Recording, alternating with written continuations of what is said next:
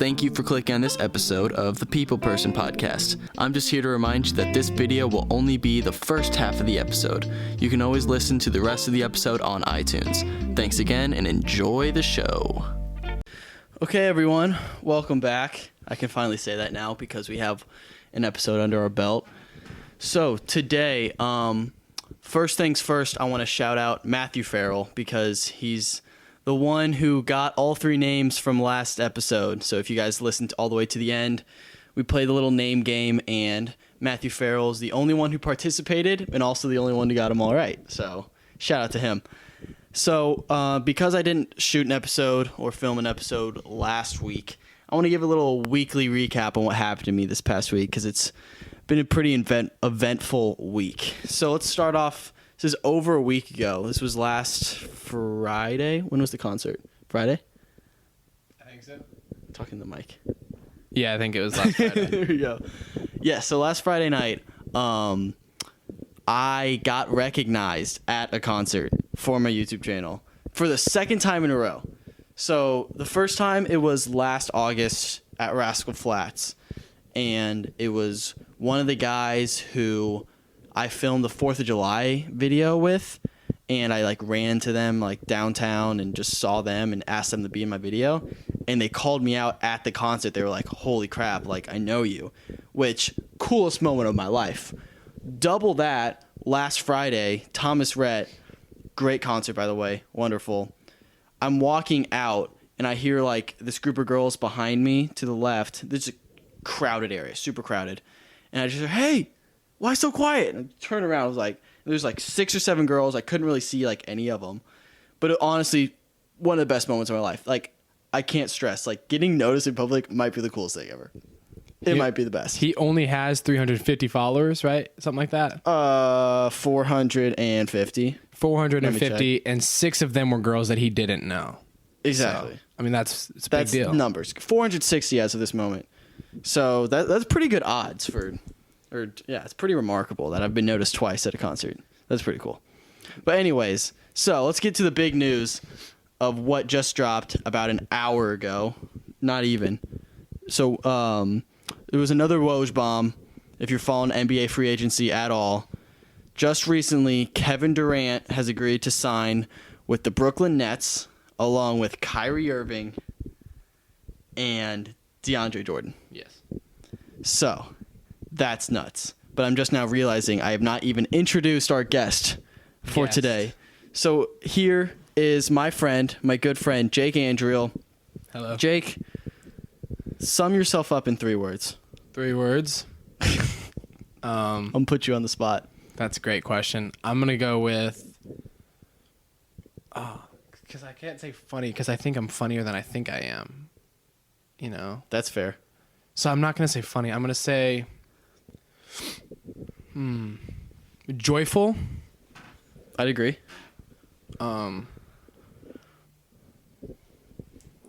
Loyal and I guess I'm gonna say try hard. Probably a try hard. That's a good word. Is that 2 words? That's fair. I think it's hyphenated. I'll count it. Let's count it. Try hard. Anyway, so I've known Jake since I was probably 8 or 9. Played on a baseball team together. Some great stories back in the day. Do you want to tell a story? I'll tell the one. Okay, so to preface this, before we get into all the Kevin Durant free agency stuff, Jake has this one story about me from when I was probably 12. Yeah, 11 or 12. 11 or 12. He tells this story maybe once a week, and I see Jake all the time. He tells this story like it's his job, and it's ridiculous. I've gotten old. I've gotten very old of it. I've heard this story way too many times, but go ahead. Take the floor. Okay, well, I think that it's important for me to tell as many people as I can because I think most people look at Wyatt and they're like, good guy, probably not super tough. Look at him and he's jeez. A nice guy. Thanks. Well, I'm just what most people probably come up to you. But this kid, one of the toughest kids I've ever met. We're in, what is it? Was it in the postseason of the tournament or was it just? I honestly have no idea. Anyway. I remember the play, but I don't remember the game. Or the tournament. A game when we were 11, 12, pretty young. And it was late in the game, the 6th inning of the game, playing baseball. He's at second base and I'm at first base. This kid steps up, and he was like a pretty big kid, and he hits the ball on a hop right to Wyatt. I'm playing second base. Hardest hit ball I've ever seen as an 11-year-old. It hits Wyatt right in the chest, and it makes the loudest thud. And I could have hollow. Hollow inside. So hollow. I thought you were gonna die. God. I thought it was going through his chest. I thought it was a bullet. Literally, I was scared for him. I almost started running towards him, and then he started to get up. Were you playing third base? No, I was at first, and you were at second. Oh, you were at first? You were at, yeah, I'm left-handed. Oh, yeah, right. I threw it to you. Yeah, so I was going to run to him, but then I was like, oh, shit, he's getting up. I should probably cover first base. Yeah, probably. And so I covered first base, and he got the out and, like... Made the play. Made the play. That was to end the game. Painful. So painful. I was, like... hurting for him. It was amazing. Kid has tremendous toughness. I remember going to the dugout. I am bawling, dude. It hits me in the chest, and I thought I can't breathe. I really cannot breathe.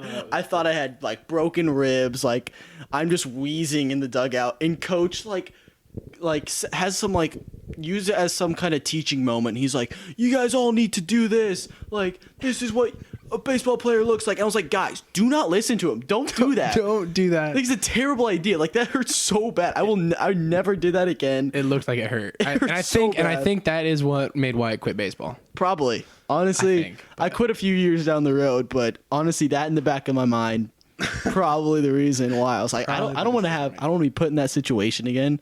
Yeah. It sucked. Anyway, it was so bad. Kid has toughness that I didn't know he had until that play. I appreciate that story for that reason. But anyways, let's get into it. Kevin Durant to the Nets with Kyrie and DeAndre Jordan. Given that KD can't play next year because the Warriors decided to bring him back, he tore his Achilles. We all know that story. Jake, I'm going to ask you, does this make the Nets the future of the East?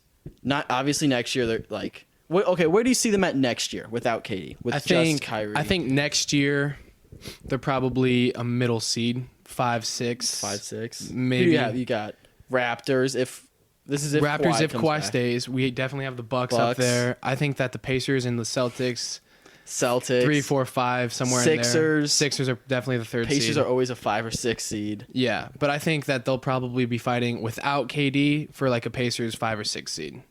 Yeah, I would agree. I just don't see them getting past Milwaukee, Raptors with Kawhi if that happens. Or the Sixers. I just don't see Kawhi and DeAndre Jordan being enough. Like with You mean Kyrie? What did I say? Kawhi. Oh, yeah, Kyrie and DeAndre Jordan. But I mean, I know you have Chris LeVert, dog. Yeah. Jared Allen, dog. Yeah. But like they haven't proven anything. Well, especially in the playoffs. They haven't been in the playoffs. And none of those guys are like leaders. Exactly. Like so unless Kevin Durant is there who can like literally take over a game and put up 50. I don't know why you would want to play with Kyrie though. Why? Out of all the options you're Kevin Durant. You can do anything you want. I think part of it was didn't he want to go to Brooklyn? Like He must have really wanted to go to Brooklyn because there's no way he went to Brooklyn just to play with Kyrie. Well, and this is kind of his team. So all the teams it was Steph and Kevin Durant and Steph and Clay and Kevin, and then before that it was Russ and KD. Like this is literally Kevin Durant. It's the first time Is it Kevin though? I think so. Because think about this. Think about this scenario. You have 1 year under the belt with Kyrie as the guy in Brooklyn for a year. But you're less successful. Less successful. He's the guy though. Kyrie in his head, he's the guy for a year. But so then you throw KD in. Kyrie still has the mindset of this is my team. There's no way because even listen. That's how Kyrie works. No. Because even this season, he would talk about LeBron as like, oh, I should have never given that up. You know, I had a good thing going there. Wants a second chance with a superstar because he knows he can't win by himself. That's probably true, though. That's fact. That's a fact. Yeah. And I think that he's going to realize, like, maybe this year it's his team, but I don't think that Kevin Durant and Kyrie Irving would have signed together if Kyrie didn't think that it would end up being Kevin Durant's team, and I don't think Kevin Durant would have signed thinking... They had to have talked about this. Yeah, I mean... If not, they're both idiots because... There's so much ego in that locker room, though. Even with DeAndre Jordan, I think he's probably like he's the most low key out of all of them by far. Yeah. He's just obviously not in that level. Yeah. But there's so much ego in that locker room. I just don't see them winning a championship. I mean, yeah, I think some of them. I think they can get to a few championships, or get to the finals a few years. But don't see them winning. I think they're going to struggle way too much just to like. It's going to be like the Heat, how they struggled for years. For the first couple of years, for the first year, I think, they just couldn't get past the Mavs because they couldn't figure out whose team it was. Yeah. Dwayne Wade had to relinquish a lot to LeBron. He did a lot more than he thought he had to. Right. And there's going to be those growing pains if they're going to stay long term. And I think by that time, either someone in the West is going to take over. If the Warriors aren't back, the Lakers might take over. I just don't see them winning. We're all also assuming that Kevin Durant's going to come back at the same Exactly. level that he was before the Achilles injury, and that is also super possible that he comes back as a lesser player, even though Exactly. Yeah. they signed him for however much money they signed him for, 180 million. I mean, if that's the most money he got, I can't blame him for taking the money. No, yeah. I mean, like, if you're going to sit out for a year and make $40 million, I mean, I'd do it. take it. Yeah. Take it. But we haven't seen, at least I haven't seen what the Warriors offered him or what anyone at other team offered him. But again, it must have been a lot to go play with Kyrie in Brooklyn, which, like, it's Brooklyn. Like, Well, yeah. It's a big city, but it's not New York. It's not LA. And it's not the dynasty that is the Warriors. So Yeah, it has to be a lot. and he's going to be in the East, where I feel like it's a lot less taxing throughout the whole season. It's getting there, though. I mean, it's definitely deep. getting better. It's definitely getting better. But, like, you look at the teams in the West, at least of last year, West is and deeper at this you point. can't make the transition yet. I mean, some of the worst teams in the West last year, you still have, like, the Mavs with Doncic. You have Kristaps now. Yeah, like, that's tough. That's a really tough team at the bottom of the conference. Are the Pelicans, East just are the doesn't have Pelicans that. West? Pelicans West. That's what I thought. So, like, now Now you have the Pelicans are Pelicans tough. who are going to be ridiculous with their young core and all that kind of stuff. That conference is just ridiculously deep. Yeah. The league itself is as deep probably as it's ever been. Yeah. Which I is agree. crazy. I agree. So who do you have coming out of the East next year? Let's say this is if Kawhi stays. Oh, we'll do two scenarios. If Kawhi stays with the Raptors and if Kawhi leaves. Does it change your answer? I have the same. So I'm going to go with the Bucks because I think that you give Giannis a whole nother year. He's going to become a better shooter than he was. He's not going to be, like a lights out. I'm going to pull up from three every like Steph Curry. He obviously is going to develop. He's just going to develop and continue to. And I think that Chris Middleton is a dog. Just signed him back. I mean, I just think that their team and their core is staying together. And I think that they're all staying there to win a championship with Milwaukee, with the Bucks. And I don't think that they're trying, or they're not trying to leave. They're all, they have exactly what They they want want to win there. It seems like it. Yeah. I think they have to keep Brook Lopez Yeah. because he can stretch the floor, and I think they did, didn't they? They might have. I saw something about him. I think it was something about 4 years, $52 million, or I'll check. I don't know. I'm pretty sure he did sign. I think they're planning on re-signing him, and if they can find a way to keep Brogdon, it'd be hard for me to bet against him because I think Brogdon's very good too. underrated. Yeah. But I think it's going to be Celtics Bucks Eastern Conference Finals. I want to take the Bucks, but I think the Celtics win it in like 7. I think Kemba's going to have a monster year. Really? I think Kemba's such a better fit for that team. But will all the other players like Tatum? Because Tatum had a little bit of a down year. Yeah, and because consider Kyrie has to have the ball. Kemba does not have the ball. Does not have to have the ball. I mean, yes, that's true. I'm just saying, in terms of development, I think that Jaylen Brown almost surpassed Tatum in the terms of how well they were supposed to do last year. I'd agree. I think Tatum needs the ball more than Brown does. Brown can spot up better. Mm-hmm. But now that you have Kemba in there, who can also play off the ball, Tatum can have the ball in his hands more. Yeah. And they're trying to rework their cap because they did a sign and trade of Terry Rozier. So they're trying to free up cap so they can re-sign Al Horford. If they can't do that, they have to get another big. They have to fill these spots. But if Danny Ainge fills that roster decently, I think they have a chance. And they'd be my bet if Kawhi leaves.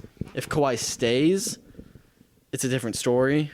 Obviously, they have to stay healthy, but it'd be hard to bet against them because They just won. they just won and they're bringing everyone back. Yeah. So There's a whole another year for Siakam and Fred VanVleet and all of them. I wouldn't put my money against them, but My thing with the Celtics is with all of the conversation, the Kyrie leaving, the Kemba coming in, who's going to want the ball? Is Tatum going to be able to give it up? Is Kemba going to be able to give it There's up? so much less drama though with Kyrie. Like all those guys. Absolutely. There's a lot less drama. So much less ego. You have to also take into account the fact that they're all new players playing together. And if they lose Horford, that's another guy they have to add. And then the Bucks already have that unit. Yeah, and they have. So how long is it going to take them all to gel? So that's fair. So if it takes a long time, then they're going to get kind of screwed in the playoff look, because if it takes them 30 games to get, If you're seeing like the Sixers in round 1, you got to go through 3 tough teams. That's a whole different story. But you need the 1 and 2 seed.